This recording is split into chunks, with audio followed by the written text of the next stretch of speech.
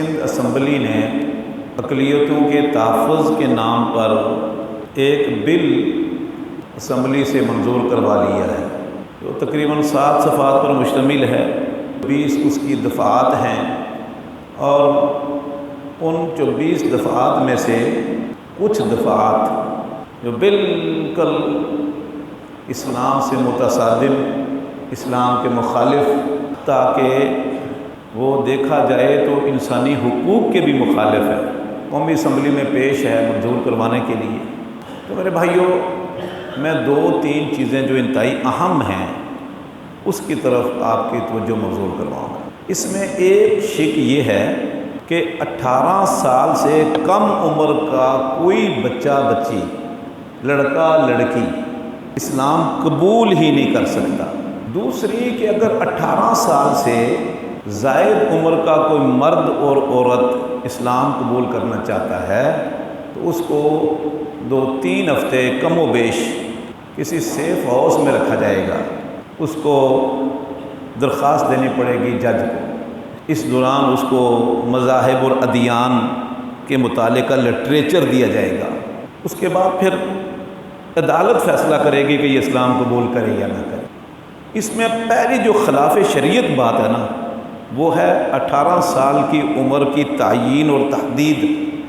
پورے قرآن میں، ذخیرہ احادیث میں کہیں بھی بلوغت کے لیے 18 سال کی عمر مقرر نہیں۔ اسلام نے مرد اور عورت کی بلوغت کی نشانیاں تو مقرر کی ہیں لیکن عمر کی تحدید نہیں ہے۔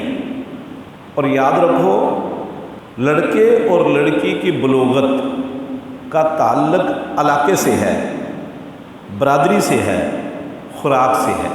جو لوگ اونٹ کا دودھ، کھجوریں استعمال کرتے ہیں، اچھی خوراک ہے، 12-13 سال کے بالغ ہو جاتے ہیں لڑکے۔ لڑکیاں 8-9 سال کی عمر میں بالغ ہو رہی ہیں۔ اسی طرح خاندان کے اعتبار سے، آب و ہوا کے اعتبار سے کراچی میں آج بھی بچے 12-13 سال کی عمر میں بالغ ہو رہے ہیں، لڑکے لڑکیاں۔ اور آپ جو اگر دوسرے علاقوں میں چلے جائیں جہاں برف باری ہوتی ہے، وہاں زیادہ دیر سے بالغ ہوتے ہیں بچے بچی۔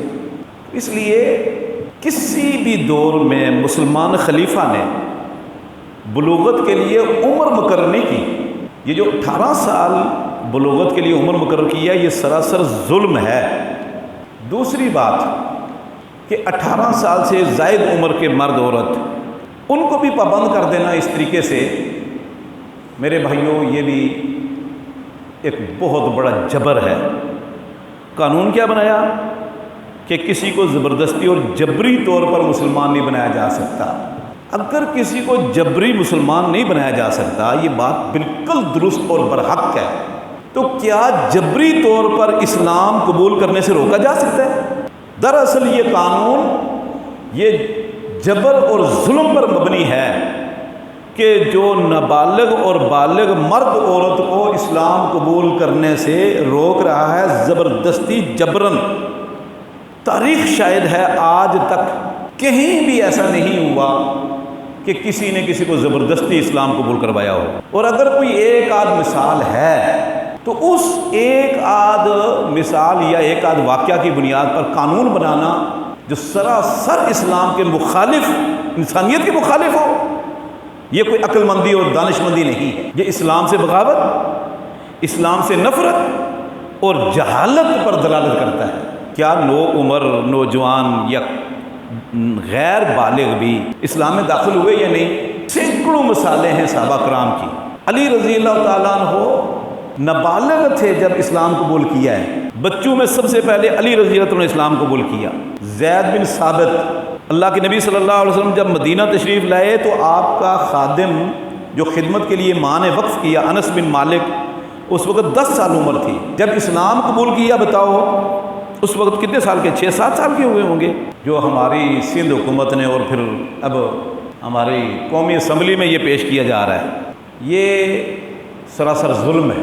اب 18 سال سے اوپر لڑکا لڑکی جب ان جھمیلوں میں پڑے گا، بتاؤ اسلام قبول کرے گا؟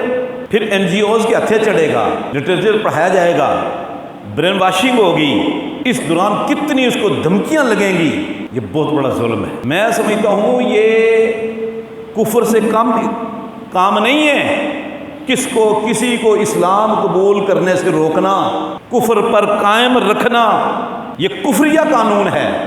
جو اسلام کلمہ پڑھاتے ہیں، بتاؤ وہ کلمہ پڑھائیں گے؟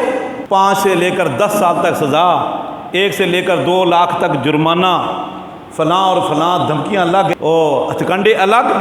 افسوس ہوتا ہے، انا للہ و انا الیہ راجعون، جس ملک کو حاصل کرنے کے لیے، اسلام کو نافذ کرنے کے لیے لاکھوں قربانیاں دی گئیں، آج اس ملک میں اسلام سے متصادم، اسلام کے خلاف، مسلمانوں کے خلاف قوانین پاس ہو رہے ہیں۔ شرم کی بات ہے ایسے حکمرانوں کے لیے اور ان لبرل لوگوں کے لیے جو اس کی تائید کر رہے ہیں۔ اگر کوئی چیز ان کی آنکھوں میں کھٹکتی ہے تو وہ اسلام پر عمل، دیندار لوگ، دیندار طبقہ چبھتا ہے ان کو۔ اللہ اکبر۔ لیکن یاد رکھو، وَمَكَرُوا وَمَكَرَ اللَّهُ وَاللَّهُ خَيْرُ الْمَاكِرِينَ۔ یہ بھی بڑے منصوبے بناتے ہیں کافروں کو خوش کرنے کے لیے اور ہندو اور ان لوگوں کو خوش کرنے کے لیے، ووٹ کی خاطر ہیں، جا کے ان کے مندروں میں، گرجوں میں گھنٹیاں کھٹکھٹانا۔ نہ اللہ تو ناراض ہو ہی گیا اور مخلوق کبھی راضی نہیں ہو سکتی۔ ذلت اور رسوائی ان کا مقدر ہے ایسے حکمرانوں کا۔ یہ اللہ کے نبی صلی اللہ علیہ وسلم کا فرمان ہے، الاسلام یعلو ولا یعلی علیہ۔ اسلام کبھی بھی مغلوب نہیں ہو سکتا، اسلام غالب ہو کر رہے گا۔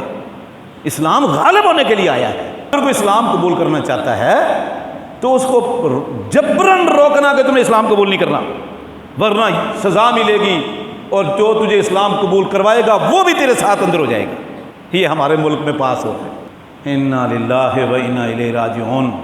آج پاکستان کے یہ ظالم لوگ وہ کام کر رہے ہیں جو یہود و نصارہ اور ہندو نہیں کر سکے۔ اسی لیے علامہ اقبال نے کہا تھا نا، وضع میں ہو تم نصارہ تو تمدن میں ہنود، یہ مسلمان ہیں جنہیں دیکھ کے شرمائی یہود۔